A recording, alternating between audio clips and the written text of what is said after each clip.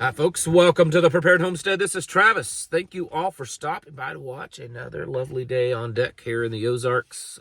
80 plus degree temperatures.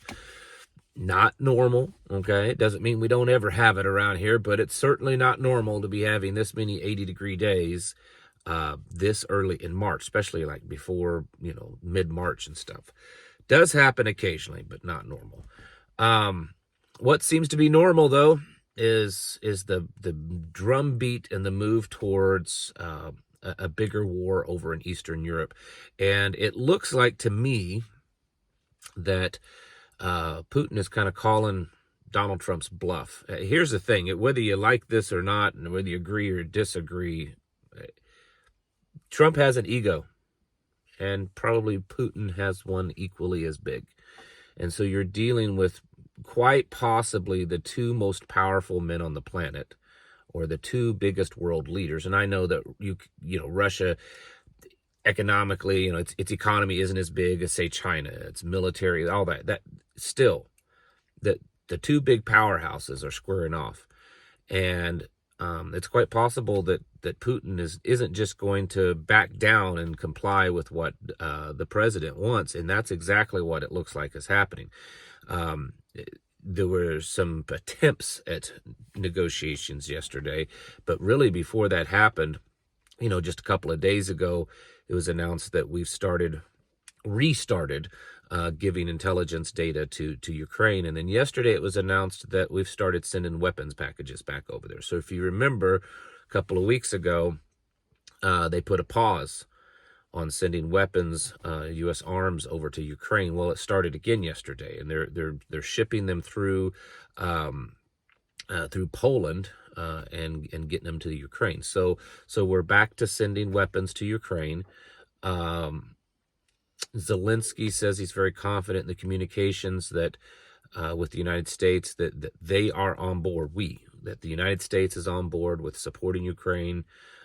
And giving them weapons, all that kind of stuff. So anyways, a U.S. diplomatic contingency met yesterday with some Russians.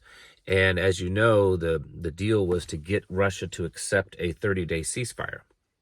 And so Ukraine has already agreed to it.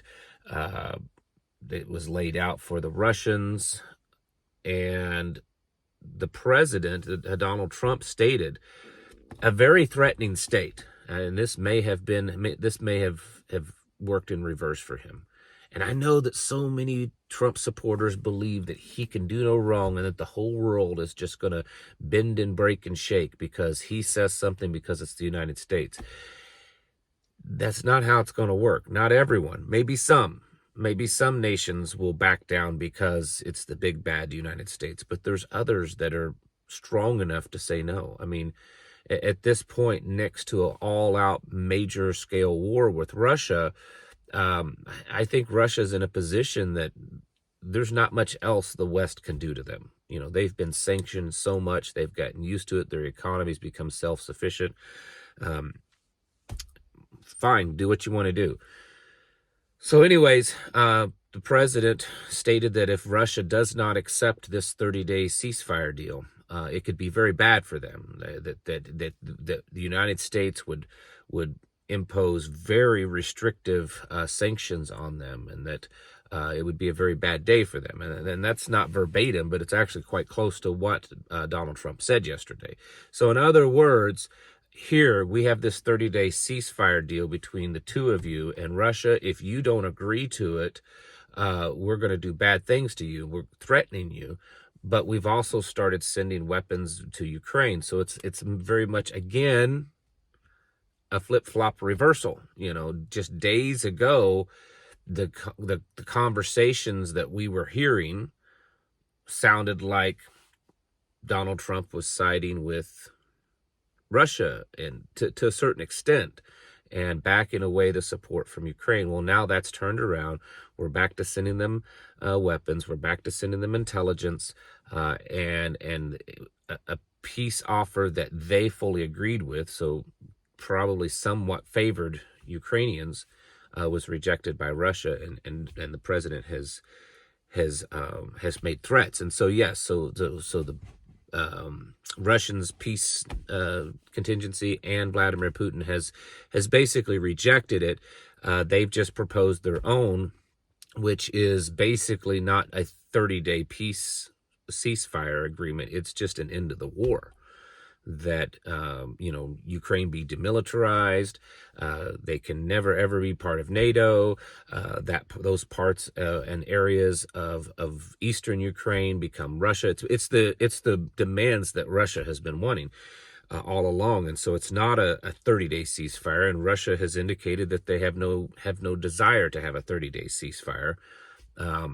And they have made it quite clear that they do not want any kind of NATO troops whatsoever on the ground in Ukraine, including the United States. And they said that if those things happen, it's all out war. And again, if you watched the video yesterday, if you didn't, maybe go back and watch it. A lot of this deal that the president is trying to make is based on us having access to all those minerals in eastern Ukraine that are now under the control of Russia. And at no point in time has Russia indicated that they would be okay with the United States being on the ground getting their minerals, that they consider them theirs now. And so you have to kind of step back and see this. Donald Trump's making this peace deal, telling us he's going to come up with this peace deal in the war, and then we're going to get those minerals. Well, for us to do that, that means Ukraine retains that land in some form.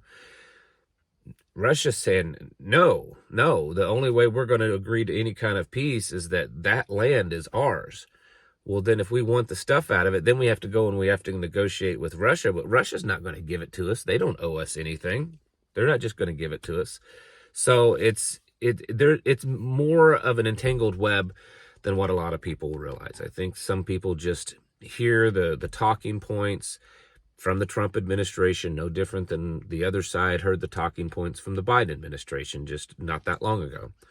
And they just buy that. But when you dig into it and you see what is being done and what is being said, it's very unlikely that this is just going to go away and peace will be met. Yesterday, like I said, Vladimir Putin showed up in military attire, which is very rare for him, and has ordered the military to be ready to fully take the regions that they're working in. That he wants them to wrap up taking these places over, and it was kind of a rally for his troops. The war doesn't seem to be cooling off at all. It seems to be ramping up. And now with us refitting and supplying Ukraine, Donald Trump threatening Vladimir Putin, you either do this, you either agree to this, or we're going to hurt you, financially. I don't think that would set well with Vladimir Putin.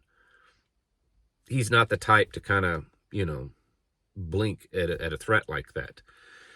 And now Russia said, they basically have called Donald Trump's bluff. Says no.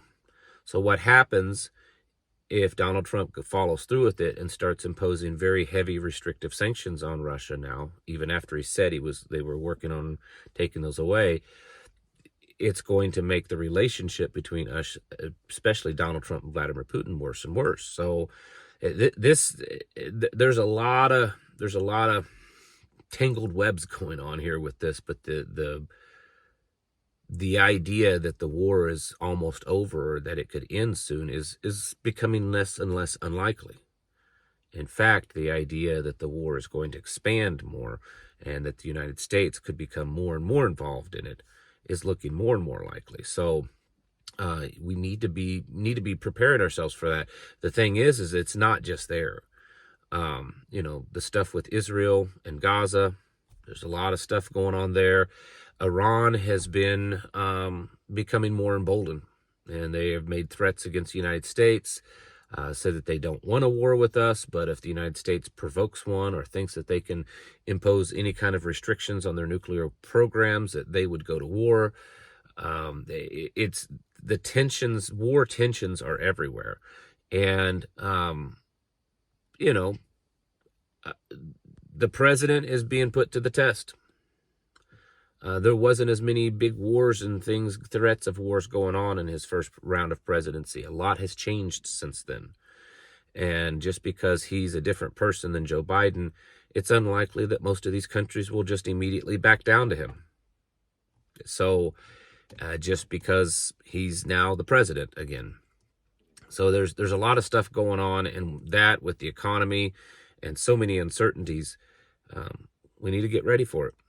We need to be prepared. World War III is very likely continuing to get closer, that it's probably not slowed down any. The likelihood of World War III happening, I don't think has lessened really at all. And so we have to continue to prepare ourselves for what is happening, because like I said, just the things that happened yesterday and so far today are not good. They don't look good. And we need to get ready for that. So continue prepping, stocking up, and just getting yourselves kind of ready, with the state of the economy is right now, where people are at financially, all the kind of chaos going on in the United States, and then throwing in a big world war, or at least a more aggressive war that's happening. Yeah, it doesn't take too long to see and figure out how bad that could be. Get your houses in order. Prepare yourselves mentally, physically, and spiritually. Thanks for watching. Catch you in the next video.